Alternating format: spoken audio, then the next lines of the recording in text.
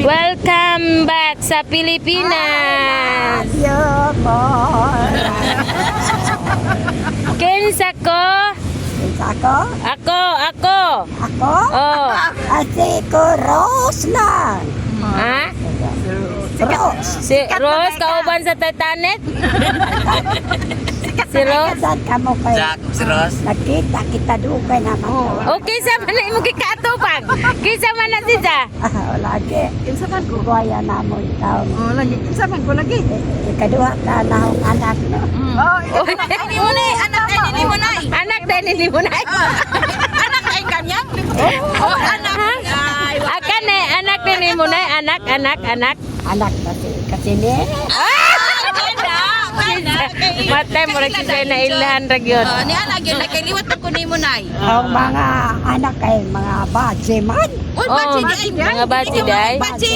Basta ay laki. Kinsa may imong laki? Baksa ama. Wa ni mo dadagi mo ang anak nga laki? Wa kay na di na mapoitang daray ba. Ija. Mapoy. Kinsa may nga sa imong anak nga laki? Si Saulo. Sa ulo. Saulo. Ngano sa ulo man pud imong gingan, di man sa tiil. Saulo. Ha? Nga naman tunay. Ngano sa ulo man. Ngano sa ulo imong gingan. Di man sa ilong. Saulo. Paglain nga ditong Saulo. Kana si Saulo na sa Bible, mao na ning lutos ni Jesus Christ. Oh. Yan ako ang sabay. Oh, siya man naglutos karon siya paano siya kanang si San Pablo. Siya ay San Pablo. Messenger na siya. Soldier ba na si Saulo? Ah, kuha na siya. Kakanak na patay. Uy, kinukulol. Kanang hinay to. Uy, Lagi, mana Santos nga dagang napatay. Maring. Repentance nga kinasing-kasing na Santos siya. Mana San Pablo. Ingo masa, Saulo, nganong gilutos mo ako.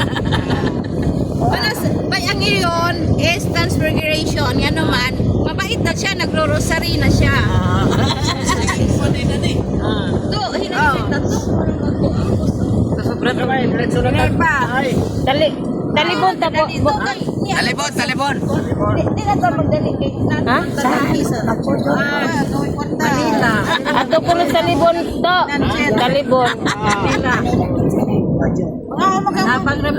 Asa ko nung mga onoy. Anas turo-turo. Kanang kareaho, tudlo-tudlo. Ilang serve na rin, 50. Sige, usa. Are.